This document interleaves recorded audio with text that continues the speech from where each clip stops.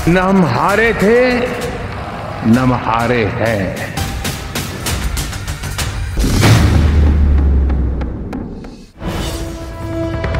दिल्ली से बड़ी खबर आपको बताएं, कांग्रेस संसदीय दल की बैठक, सोनिया गांधी को नेता चुना गया। संसदीय दल का नेता उन्हें चुन लिया गया है। पार्टी अध्यक्ष खड़गे ने ये बहुत ही अहम प्रस्ताव रखा है। इस वक्त की बहुत बड़ी खबर आपको बता रहे हैं, विपक्ष के संसदीय दल की नेता सोनिया गांधी को चुने जाने की बहुत बड़ी खबर इस वक्त की सामने आ रही है। सोनिया गांधी को नेता चुना गया है। पार्टी अध्यक्ष खड़गे ने ये प्रस्ताव रखा है। संसदीय दल का नेता सोनिया गांधी को चुना गया। कांग्रेस संसदीय दल की बैठक में इस वक्त की बहुत बड़ी खबर आपको बता रहे हैं, पार्टी अध्यक्ष खड़गे का ये प्रस्ताव है कि सोनिया गांधी को ही संसदीय दल का नेता चुना जाए।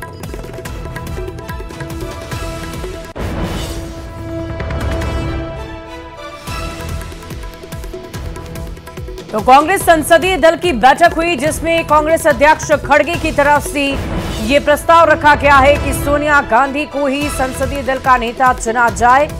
इस पूरे मामले को लेकर बैठक भी हुई है। सोनिया गांधी को नेता चुना गया है। आपको बता दें कि विपक्षी गठबंधन की तरफ से भी बहुत ही अहम बैठक रखी गई। एक तरफ जहां पक्ष में प्रधानमंत्री मोदी को एक बार फिर से संसदीय दल का नेता चुना गया, तो वहीं विपक्षी गठबंधन की तरफ से सोनिया गांधी को संसदीय दल का नेता चुने जाने की खबर सामने आ रही है। इस पूरी खबर की अधिक जानकारी के साथ न्यूज 18 संवाददाता दिल्ली से शिवम प्रताप हमारे साथ फोन लाइन पर हैं। शिवम, क्या कुछ जानकारी है? एक तरफ जहां पक्ष की तरफ से भी बैठक में नरेंद्र मोदी का नाम सामने आया, तो दूसरी तरफ विपक्षी गठबंधन की तरफ से सोनिया गांधी का प्रस्ताव सामने रखा गया।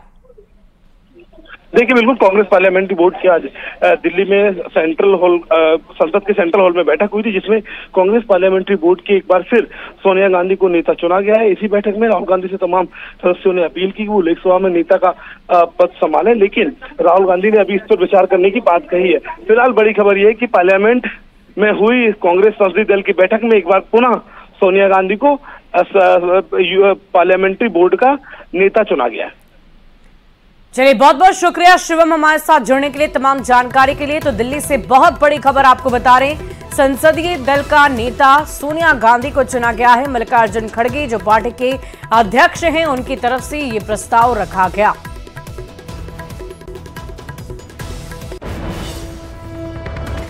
और साल 2024 राजनीतिक लिहाज से ऐतिहासिक साल है, जहां तीसरी बार नरेंद्र मोदी प्रधानमंत्री पद की शपथ लेकर इतिहास बनाएंगे, तो दूसरी ओर बीजेपी को पूर्ण बहुमत नहीं मिलने की वजह से एनडीए सरकार को नेतृत्व करेंगे। लेकिन सरकार गठन के पहले ही उन्होंने साफ कर दिया है कि इसकी वजह से वो देश हित में बड़े फैसले लेने से किसी भी तौर पर पीछे नहीं हटेंगे।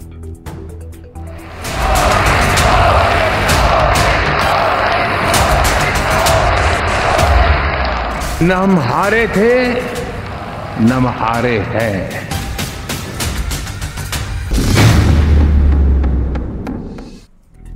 और नरेंद्र मोदी रविवार को तीसरी बार प्रधानमंत्री पद की शपथ लेंगे। और इस बार भले ही उन्हें पिछली बार जितनी सीट नहीं आई हो, लेकिन उन्होंने साफ कर दिया है कि सीट भले ही कम आई हो, लेकिन तीसरे कार्यकाल में भी वो बड़े फैसले लेकर देश के विकास को एक नई ऊंचाई देने का काम करेंगे।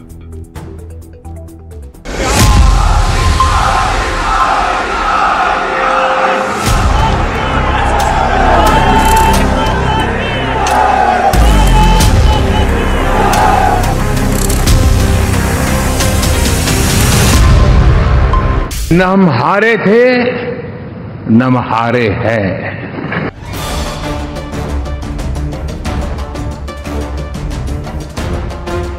2014 में बीजेपी को 282 सीट,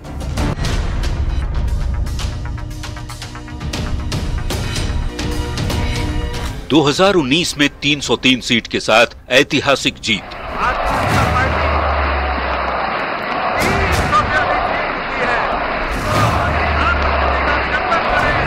2024 में जनता ने मोदी की गारंटी पर लगाई मुहर।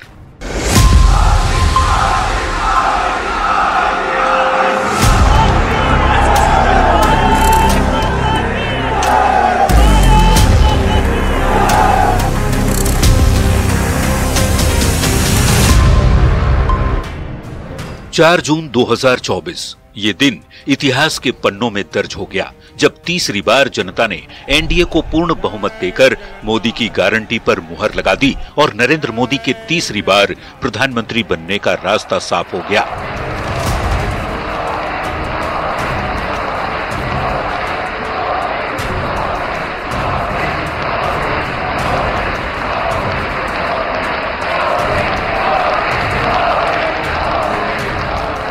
दो 2014 और 2019 के मुकाबले इस बार बीजेपी को सीटें कम मिली, लेकिन प्रधानमंत्री का हौसला पहले से भी ज्यादा बुलंद था। देश को आगे बढ़ाएंगे। तीसरे कार्यकाल में देश बड़े फैसलों का एक नया अध्याय लिखेगा और ये मोदी की गारंटी है। –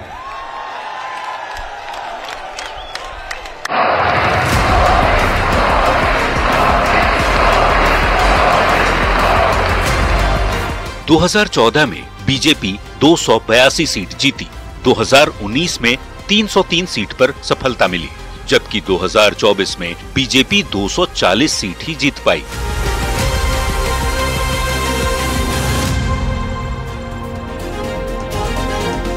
दस साल सरकार में रहने के बाद भी बीजेपी को इस बार जितनी सीट मिली है, उतनी सीट पिछले 3 दशक में किसी भी पार्टी को नहीं मिली। 1989 में कांग्रेस 197 सीट जीती, 1991 में कांग्रेस 232 सीट जीती थी, 1996 में बीजेपी को 161 सीटें मिली थी, 1998 और 99 में बीजेपी 182 सीट जीती, 2004 में कांग्रेस 145 सीट जीती, जबकि 2009 में कांग्रेस 206 सीट ही जीत पाई थी। –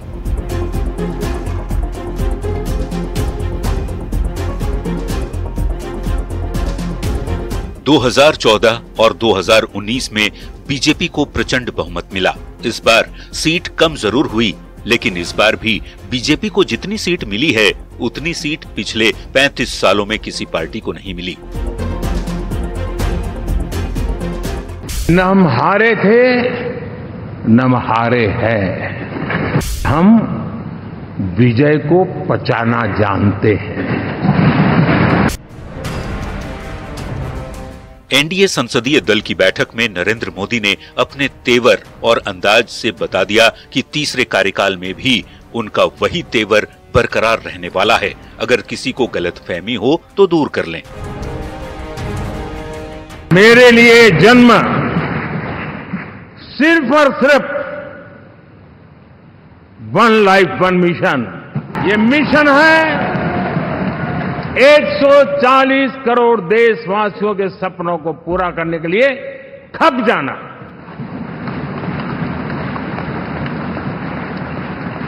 ये मिशन है 140 करोड़ देशवासियों को 1000 साल की मुसीबतों से जो गुजरी हुई पीढ़ी दर पीढ़ी है, उसे मुक्ति दिला करके सम्मान के साथ विश्व में मेरा हर देशवासी दुनिया उसे देखे तो उसका मन कर जाए, काश ये हिंदुस्तान का है, अरे नजर मिल जाए तो अच्छा होगा। ये मैं स्थिति पैदा करना चाहता हूं। उसका मन लालायित होना चाहिए, हिंदुस्तानी है।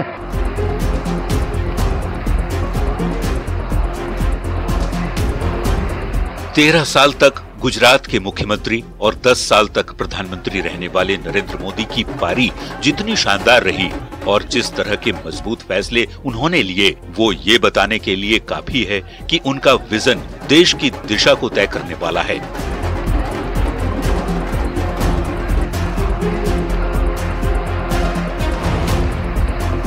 और एक बार फिर तीसरी पारी में वो उसी ताकत के साथ काम करेंगे।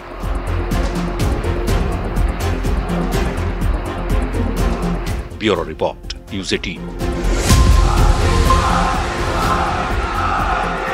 और अपने साल के कार्यकाल में नरेंद्र मोदी ने कई बड़े और ऐतिहासिक फैसले लिए और इस कार्यकाल की शुरू होने से पहले ही उन्होंने साफ कर दिया है कि तीसरे कार्यकाल में भी वो बड़े फैसले लेने से पीछे नहीं हटेंगे। मैं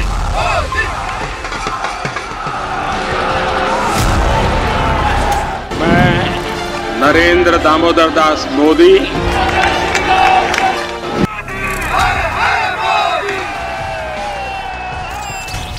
देश को आगे बढ़ाएंगे। तीसरे कार्यकाल में देश बड़े फैसलों का एक नया अध्याय लिखेगा।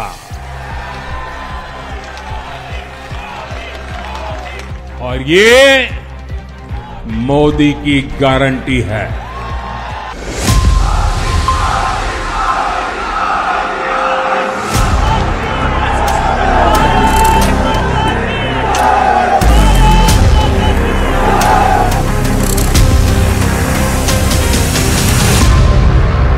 प्रधानमंत्री नरेंद्र मोदी के 10 साल का कार्यकाल कई मायनों में यादगार और ऐतिहासिक फैसलों का रहा, जिसमें देश में न सिर्फ बड़े बदलाव हुए बल्कि उन फैसलों का असर अंतिम पायदान पर खड़े देशवासी को हुआ।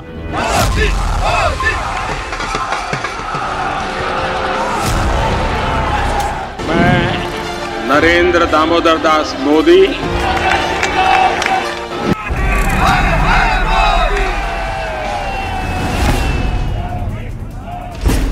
2014 में नरेंद्र मोदी जब पहली बार प्रधानमंत्री बने तब उनके सामने कई चुनौतियां थीं, लेकिन 13 साल के उनके मुख्यमंत्री रहने के अनुभव का फायदा उन्हें हुआ और उन्होंने शुरुआत में कुछ ऐसे फैसले लिए जिसने ये साबित कर दिया कि उनका विजन सिर्फ मौजूदा हालात को सुधारने का नहीं बल्कि एक ऐसे भारत का निर्माण करना है जो दुनिया के विकसित देशों की सूची में शामिल हो।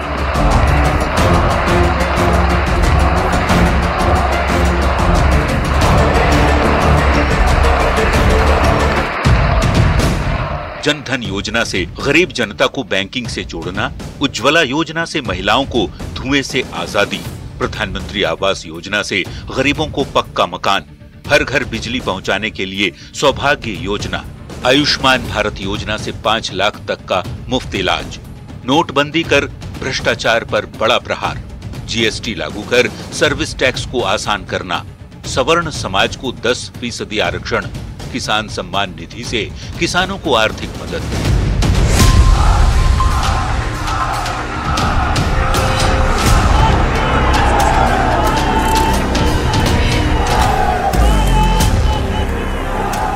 मोदी सरकार के पहले कार्यकाल में जो फैसले लिए गए उससे अंतिम पायदान पर खड़े व्यक्ति को भी फायदा हुआ। यही वजह है कि 2019 में जनता ने पीएम मोदी को और ज्यादा सीट देकर उनके विजन पर अपनी मुहर लगा दी।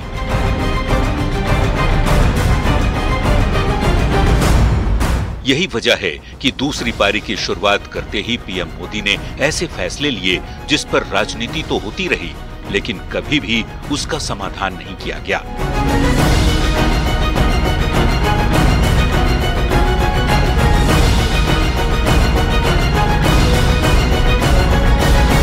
जम्मू कश्मीर से धारा 370 को हटाया गया, 3 तलाक खत्म कर मुस्लिम महिलाओं को आजादी मिली, सीएए को लागू किया गया, 10 सरकारी बैंकों का बड़े बैंकों में विलय किया गया।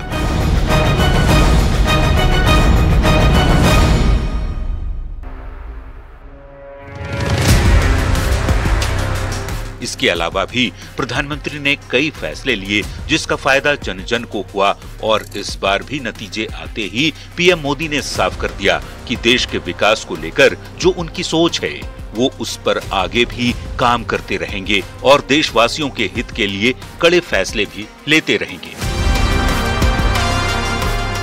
तीसरे कार्यकाल में देश बड़े फैसलों का एक नया अध्याय लिखेगा और ये मोदी की गारंटी है।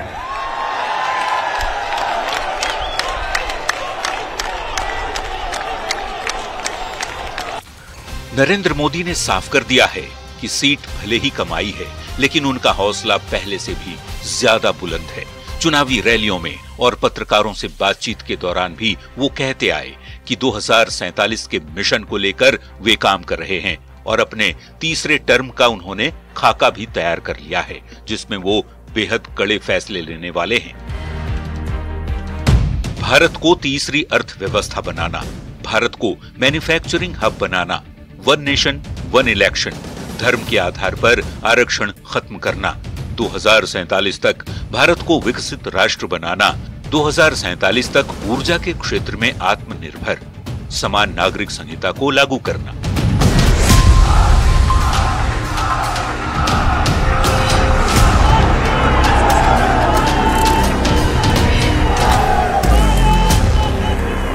नरेंद्र मोदी ने कई बार इस बात को दोहराया है कि उनके दिमाग में सरकार बनने के बाद पहले 100 दिन की प्लानिंग है।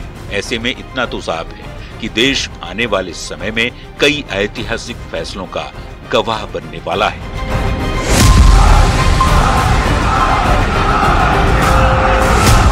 Bureau report, news 18।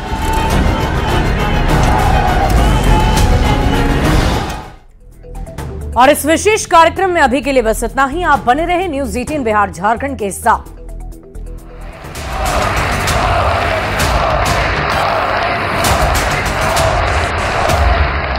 न हम हारे थे, न हम हारे हैं।